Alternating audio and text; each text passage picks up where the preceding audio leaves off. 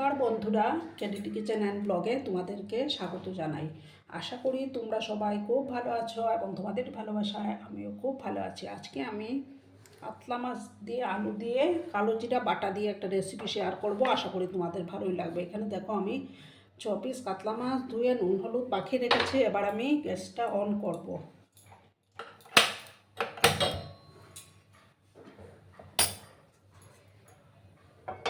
একটা প্যান আমি বসিয়ে দিলাম। প্যানটাকে প্রথমে ভালো করে গরম করে নেব।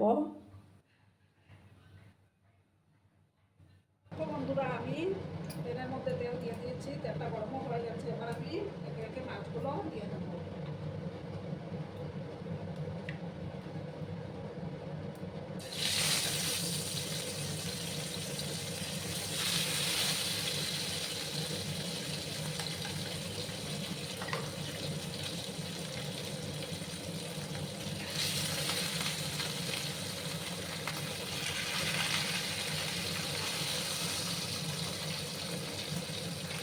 আমি প্রথমে 4 পিস মাছ দিয়ে দিলাম। একটা সাইড হয়ে যাওয়ার পর আমি আরেকটা সাইডে দিয়ে দেবো।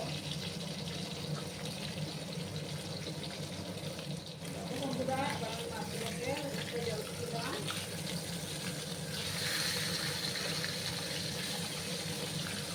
একটু লাল লাল করে আমি মাছগুলোকে কাটবো।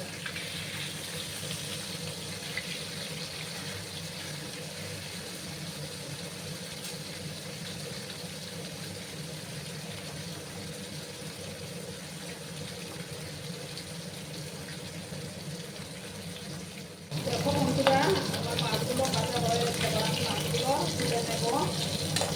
4 পিস ভাজা হয়েছে আমার।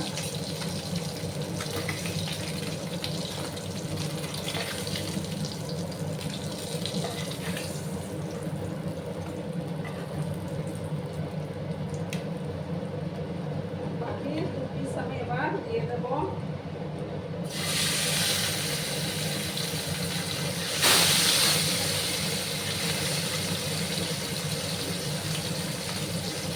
এইদিকে দেখো বন্ধুরা, আমি একটা মিক্সিং জার নিলাম।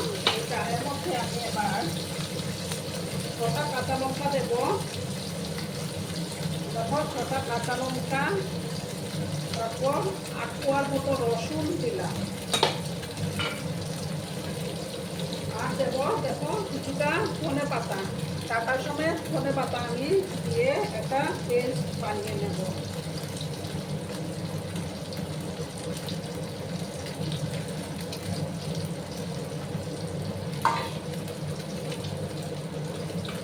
আর আমি দেবো এটার মধ্যে দেখো 1 চামচ কালো জিরে দিয়ে দেবো। এটার একটা পেস্ট আমি বানিয়ে নিচ্ছি। আর এদিকে আমার মাছটা ভাজা হতে থাকে। বন্ধুরা, আমার মাছগুলো সব ভাজা কমপ্লিট। আর এদিকে দেখো আমি পেস্টটা বানিয়ে নিয়েছি।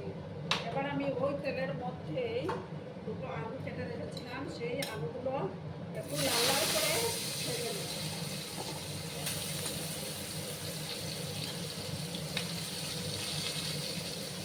আমার একটু হলুদের গুঁড়ো দেবো।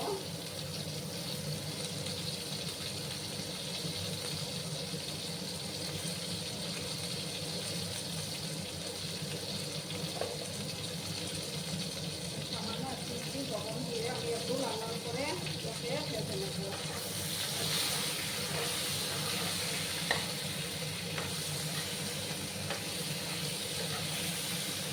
তাতে করে তরকারির আলুটা ভালো করে ভাজা হলে তরকারির টেস্টটাও ভালো আসে।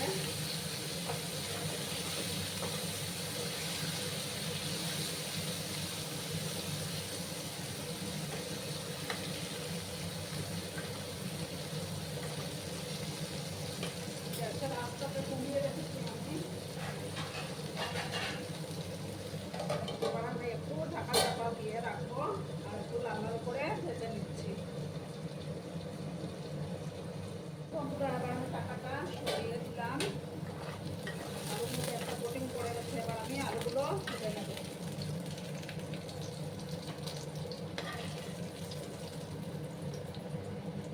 দেখো আলুগুলো তুলে নিয়েছি। এবার আমি কড়ার মধ্যে সামান্য একটু সর্ষের তেল দেবো।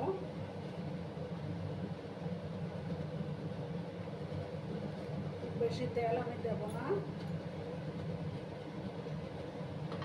আর ফোড়নও আমি দেবো না এটার মধ্যে। এই রেসিপিতে ফোড়ন দেওয়ার দরকার পড়ে না। এবার আমি যে পেস্টটা করে রেখেছিলাম সেই পেস্টটা আমি দিয়ে দেবো।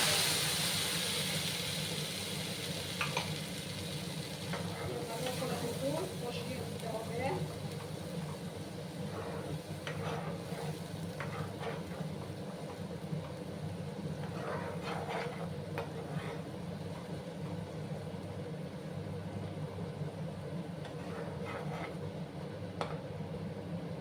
সময় নিয়ে আমি এটাকে কষিয়ে নেব। খুব সুন্দর একটা ফ্লেভার বেরিয়েছে। ধনেপাতা ডাঁটাগুলো দিলে না সেন্টটা ভালো হয়। ধনেপাতাও দিলাম, আবার ধনেপাতা ডাঁটাও দিলাম আমি।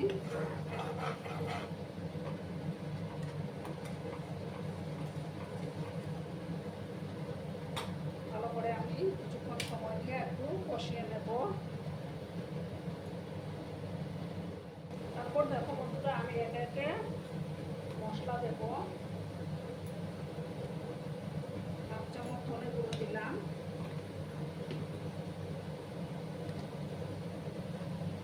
আর হাফ চামচ জিরে গুঁড়ো,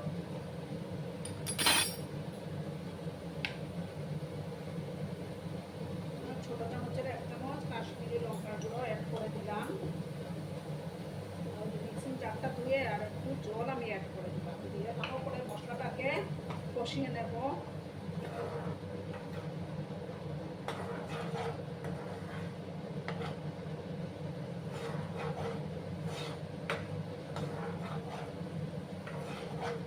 এবার আমি আলুগুলো দিয়ে দেব। আলুর সাথে মশলাগুলো ভালো করে আমি কষিয়ে নেব।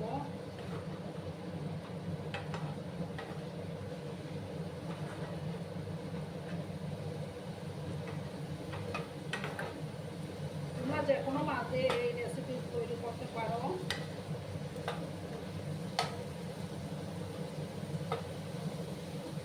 সময় নিয়ে আমি এটাকে ভালো করে কষিয়ে নেব। এবার আমি পরিমাণ মতো লবণটা অ্যাড করে দেব।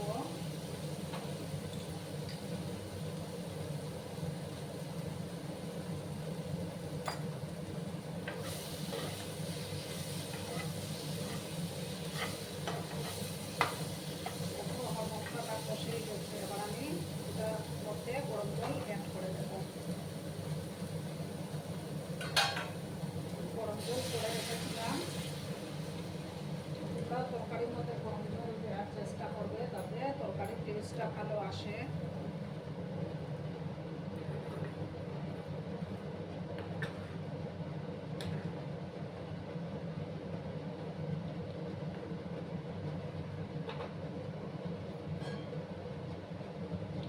জল আমি দিলাম।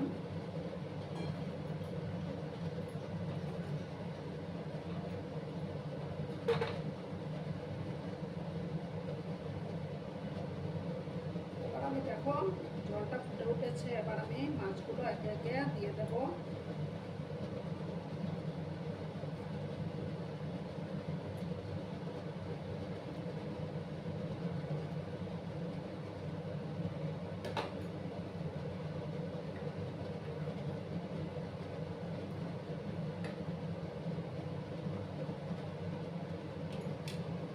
গ্যাসের ফ্লেমটা কমিয়ে আমি 5 মিনিট ঢাকা চাপা দিয়ে এটা রান্না করে নেব, তাহলেই তৈরি হয়ে যাবে। বন্ধুরা, এবার আমি ঢাকাটা সরিয়ে দিলাম। দেখো আমার রান্নাটা রেডি হয়ে গেল। খুব সুন্দর হয়েছে দেখো বন্ধুরা কালারটা।